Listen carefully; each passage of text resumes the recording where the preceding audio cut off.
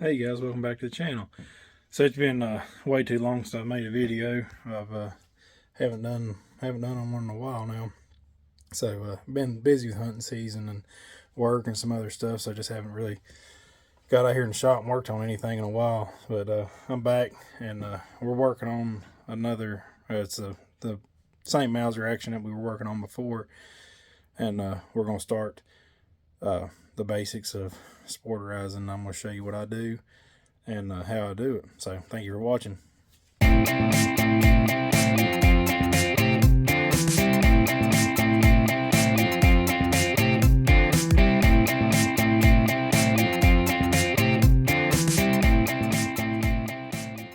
All right, so before we get started here, I just want to say I got a new camera, so hopefully the sound and video quality will be a lot better here on out. I always record on my phone, and my other phone had got a crack in the lens, so everything's kind of blurry, and wasn't getting very good video quality. So I've got a new phone now, so hopefully from here on forward, my videos will be a lot better. But all right, let's go ahead and get started on this mauser. All right, so what we're doing here, we got it chucked into the vise, and first things first, we're gonna go ahead and drill and tap this for some scope rings. There's a couple different ways of doing this, different styles. You got a two-piece, or you got a one-piece. The two-piece would require me to grind this hump right here down and flatten it out for the base to sit here, because you got to have two screws. With the one piece like I have, you've only got one screw in the back. This is the red field style. It takes Leupold style rings. The front one twists in, and in the back one you have adjustable windage. So it's going to sit on here just like this. And there's really only one place it can go, because this hump right here kind of holds it in place. You can see that, I mean, you can go forward, but obviously you're over the ring, so it slides all the way back. It's even with the receiver, and that's basically the only place it can go. So this style is pretty nice. I have used the two piece before, and I'll show you that real quick. All right, so this is a large ring mauser that I did. Same thing I'm doing to this small ring I done to this one. You can see the welded on bent bolt handle. It curves down and out to clear the scope. And these are just your basic Weaver style two-piece bases. And you can see here that hump, I filed it down even so it's flat, and you can see where that base sits right even with that stripper clip recess. That's where the stripper clip goes in to load it on the military rifle. It sits right to the front of that. If you look at this one, that ring would sits right there, so this hump has to go down with a two-piece base. So I mean, it's not an issue. I think it looks a lot better. I think it looks a lot better when it is ground down. I mean, if you look on this gun, it's just got a nice sleek profile to it, and it just kind of blends it in nicely. But I have these, so this is what I'm going to use. And you can see that the little hump is integrated in to the base itself, so it fits nice and even. On my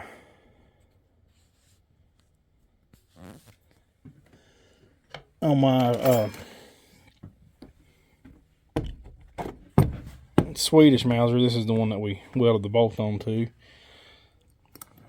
This isn't the same way. I left the hump on it and just used a one-piece base. Obviously, this one's already been drilled. But all right, moving forward. So I'm gonna show you how I set these up to drill and tap. First thing, you want to get this nice and tight in the vise, and we're going to level it. And my vise is a little off, You can see that it's a little bit more towards this line than in the center. But if I set this on my vise is just off.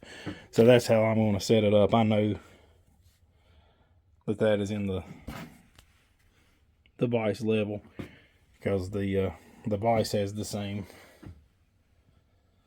So I'm going to take this, I'll sit here,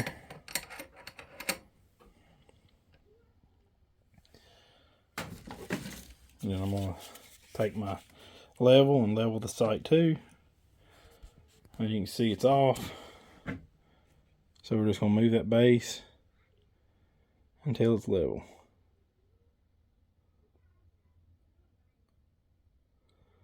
About right there. Add a little bit more.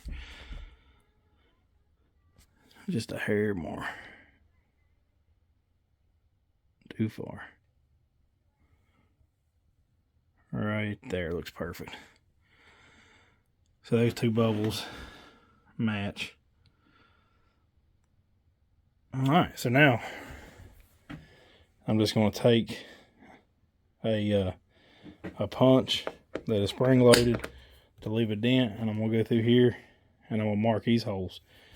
Alright, I'll go ahead and do that off camera and I'll be right back. Alright, so we got our, there's one mark right there, and right, focus, right there. There's our marks. You can see there's quite a bit of pitting in this receiver. I might try to work on getting some of that out. I don't want to take too much metal off of it, but there's quite a bit in it. It's an old receiver. It's going to be a low pressure cartridge, so I mean, I wouldn't want to shoot anything high pressure through a receiver that looks like this, but you know, a lower pressure cartridge. This would be a lot of fun for maybe like a pistol caliber or something. That'd be a fun build. I'm not 100% sure what I'm gonna do with this one yet. All right, so now that we got our dots marked for our holes, we're gonna verify that they're center in the mount. I don't think it's gonna pick it up, but you want to verify that you want to re-level all this and make sure that the holes are where they're supposed to be. And what you don't want to do is just start drilling. It's too hard to keep these straight and all that kind of thing, so you don't want to just start drilling. And I'm going to show you what I use. Alright, so I have this jig here, and unfortunately I can't cut all 3 holes at once with this jig because it's not long enough. So the way I got it set up is the first 2 is for the front, and then I'll flip it around and do the back one separate. But that ensures that the holes are spaced evenly, because once this is set up, I don't know if I can, there's no way that you can space these apart. And the second thing is they have these bushings in them that is the exact size of the drill bit. And I've only got one, so when I cut this bottom hole, I got to switch it to this, because this was for a different size drill bit. So whenever I'll cut this one, I'll pull this out, put it up here, and then cut the second one. But you don't want to just go in drilling, because you'll never keep them straight. Not with a hand drill, maybe the drill press, but my drill press is not that good, so it's easier for me just to do it with a hand drill and this jig. If you got like a mill or something that you could set up, that might would work without a jig, but for me, I just use this jig. All right, so I'm gonna get this set up and we'll start drilling it. Alrighty, so we get this all set up now. I got a clamp holding the fixture to the side of the receiver. It's scissors, so it grips, and then I just put it on a clamp here.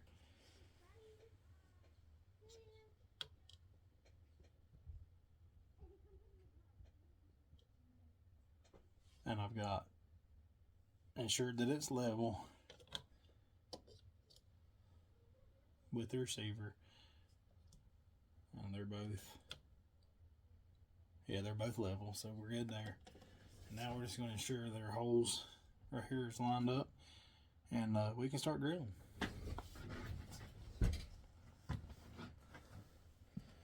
I'm just going to take a flashlight and look down and make sure my holes.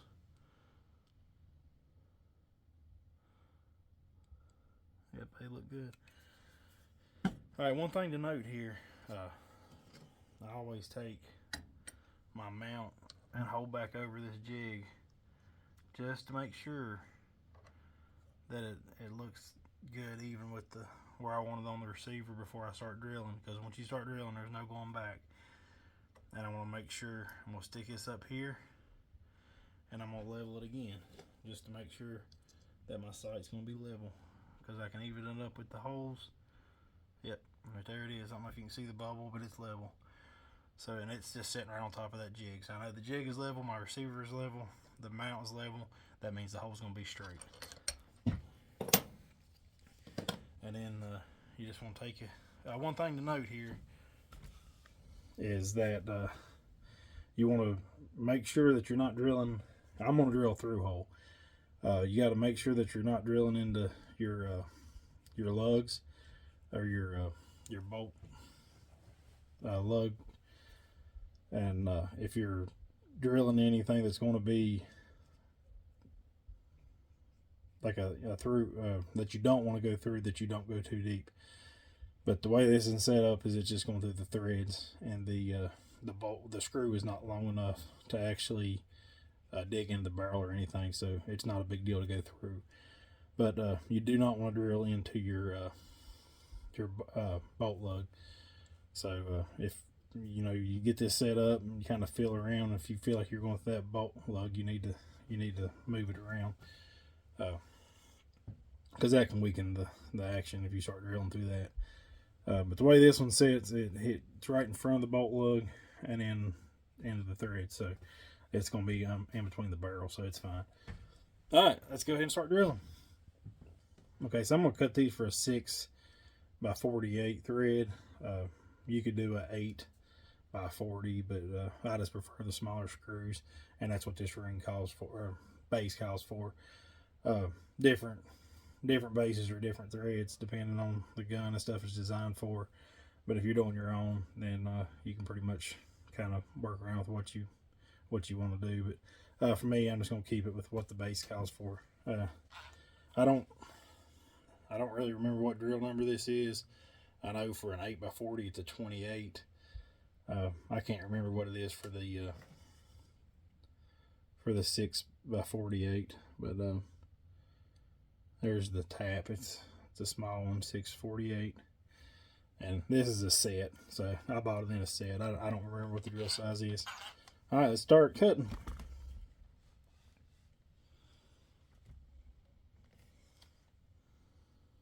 But you can see here, this fits down in here perfect. Put a little oil in it.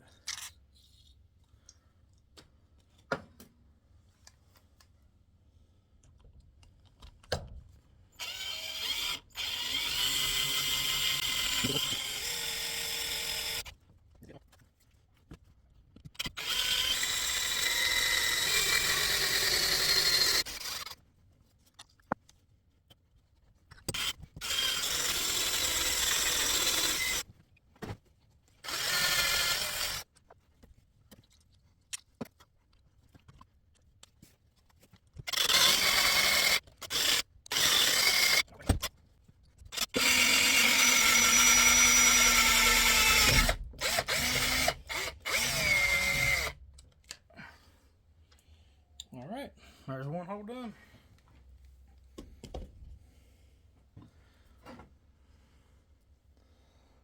We're gonna swap this out and go to the next one. And I have these little nuts. If these start spinning too much, you can put that little bolt in there and lock it down. I typically don't, but it doesn't hurt to. You don't want it spinning around too much.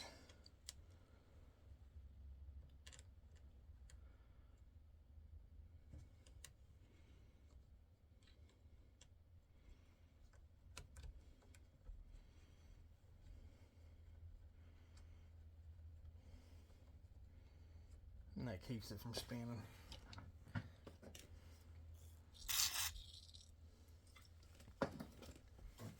This is a hard action.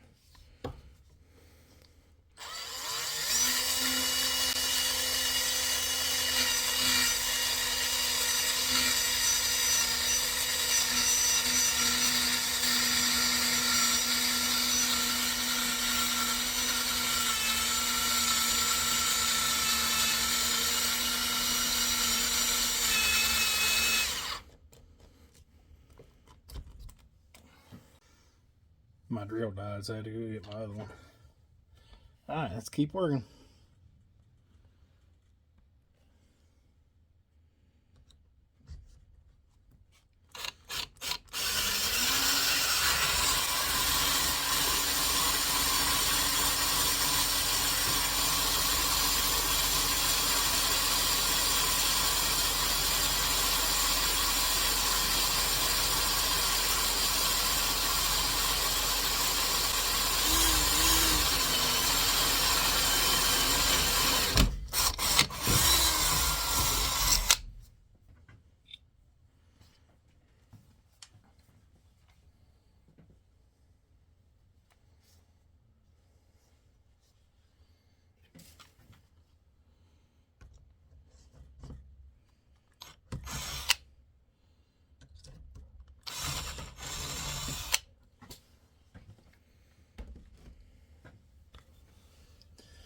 Alright, so the first 2 holes is that easy.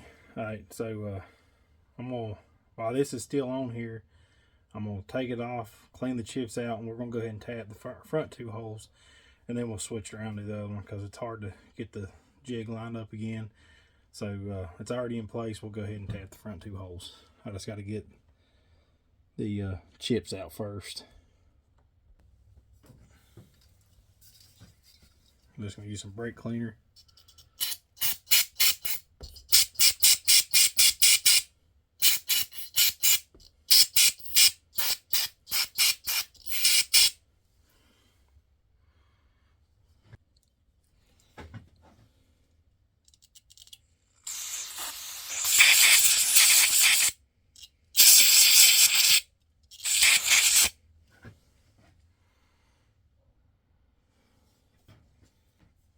And we'll do it in the same order. We'll do the front one first. And for tapping, I'm gonna put some oil. And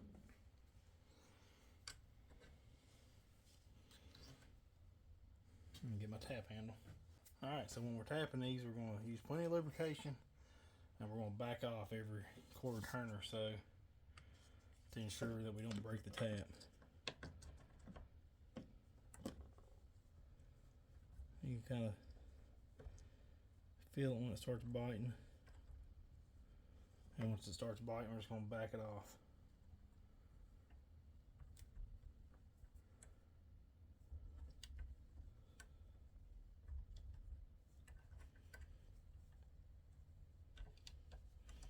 And the good thing about these been through holes is we can go all the way through and we don't have to worry about bottoming out.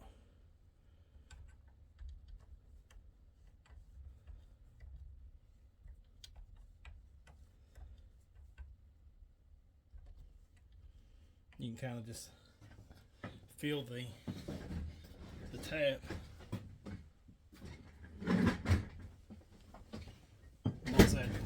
Once that tap starts getting a little tight or hard to turn, you want to just back it off a little bit.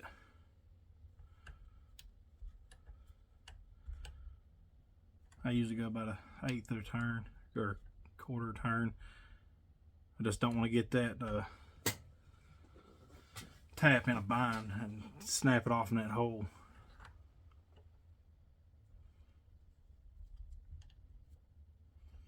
And it's okay to back it out. It starts getting tight, back it out and clear your chips.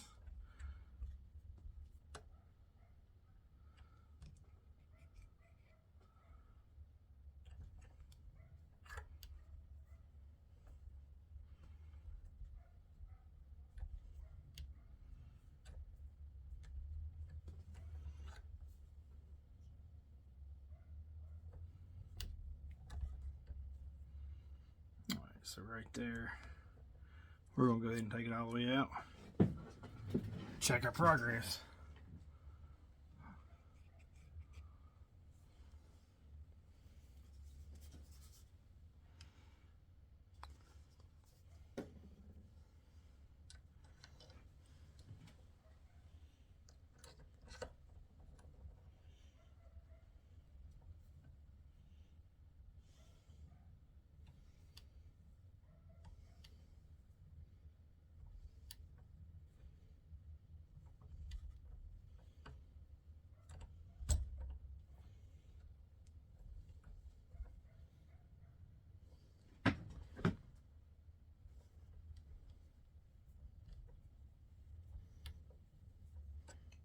The key here is just being slow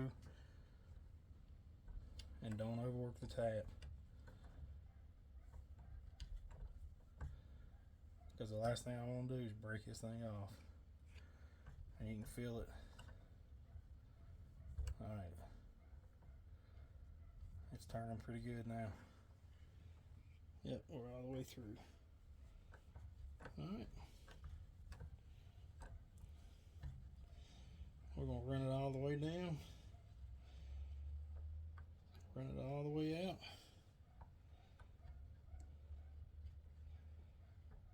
And then just to clear, we'll clean it out and we'll run it the tap through it one more time.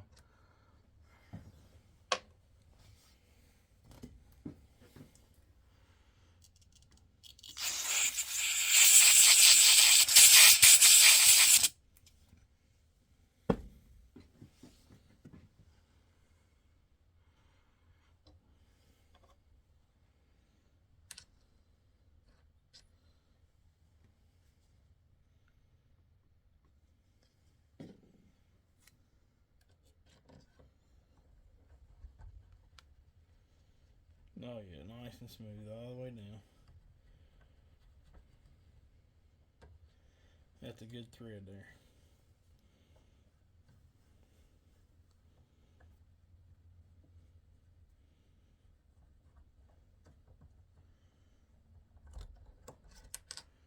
This is a little bit of a timely job. It's not super fast.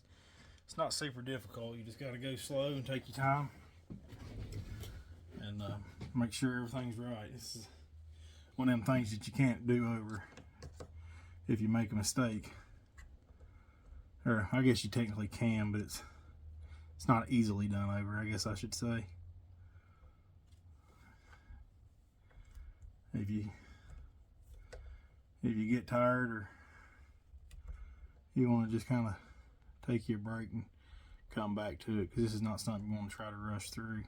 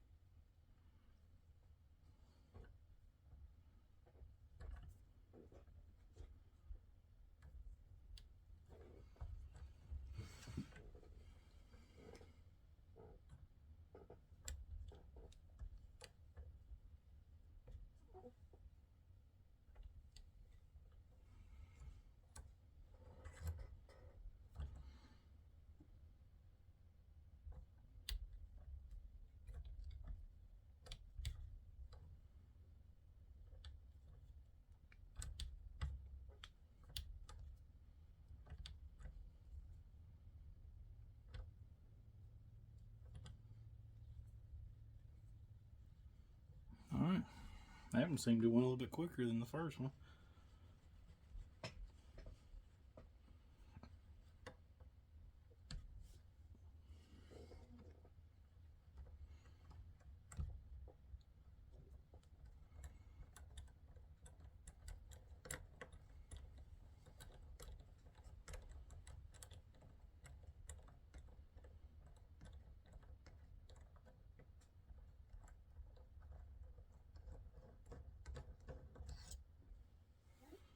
Alright, let's clear the chips and we'll run it through one more time.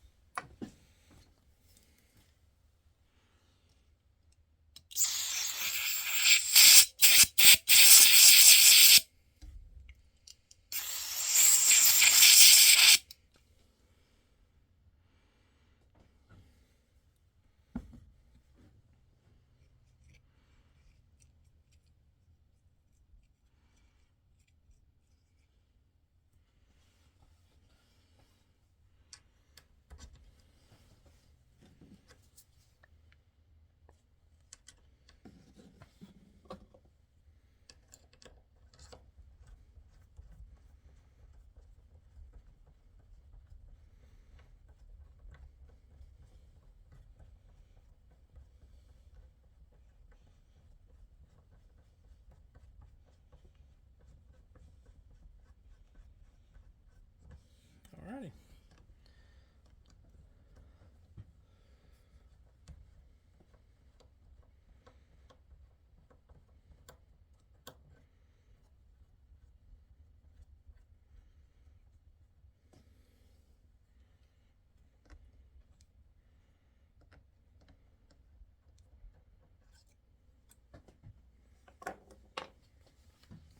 Now we can take our jig off and we'll check our work.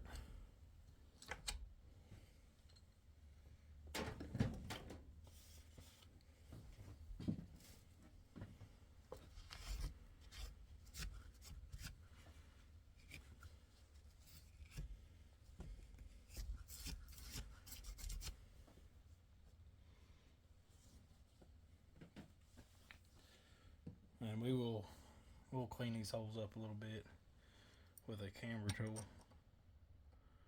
Alrighty, that's perfect.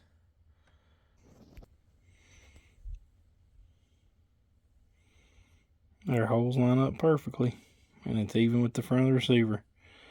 It's exactly what we're looking for. So now we gotta come back here and do this back hole, which is a little bit more difficult because you don't have a reference point from these holes. And if this one's off, you'll never get that receiver in there good. So this back hole is most definitely the hardest part. This is the easy part because this jig is set up to machine those holes the same spot. This one right here, you don't have a set reference point. But we'll do it.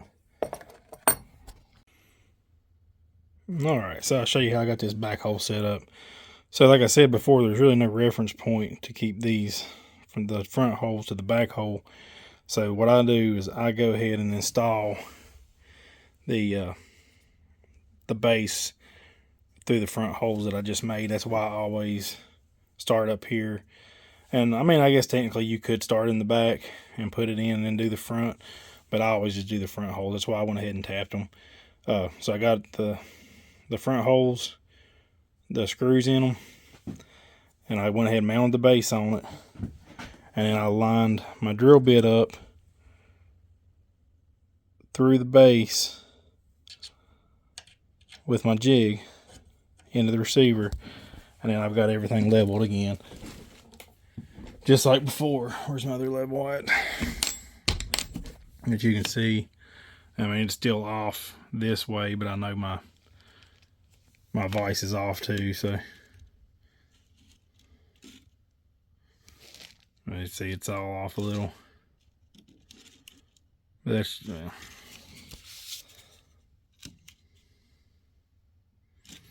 now where'd my other level go?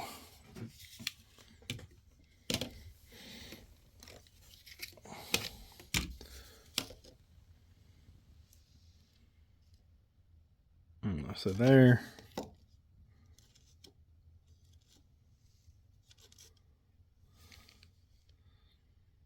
Alright, so everything's level.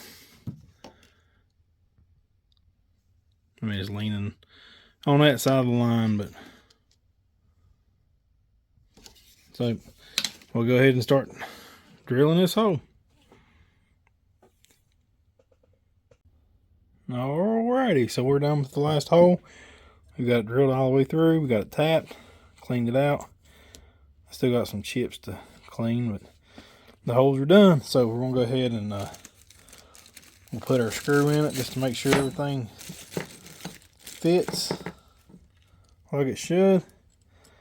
And then we'll take it all back apart and clean it up. We gotta deburr the holes and clean all these metal shavings off.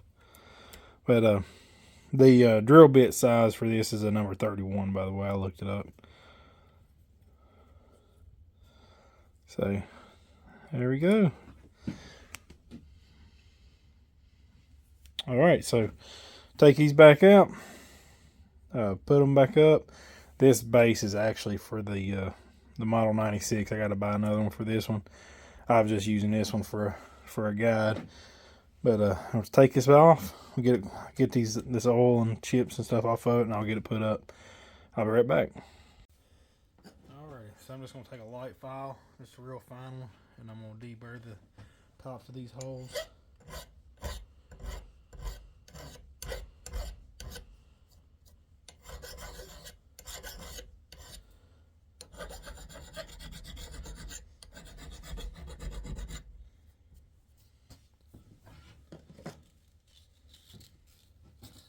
Then follow up with, I think this is 400.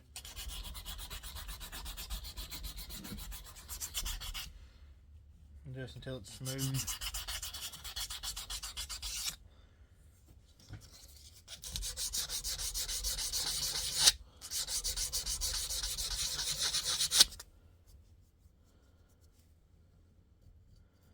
And we're going to take a small round file and do the same thing on the inside.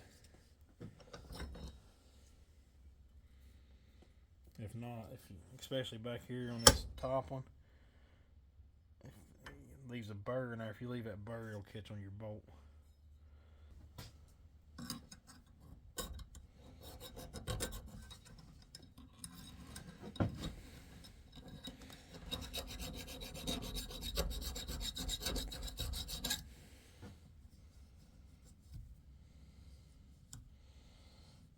It's pretty good. It's pretty smooth.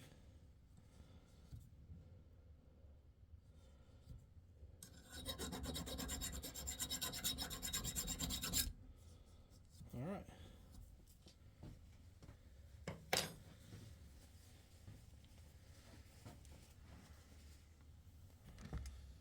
So now I need to take this out, clean it real good, degrease it, and we'll get all these chips off. And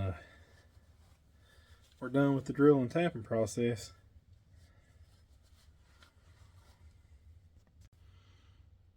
Alright, so we're done with the drill and tapping process. So next thing we're going to do is we're going to do the bolt handle like we did on the 96. We're going to do this. I'm going to do this a little different. I've never done it this way before.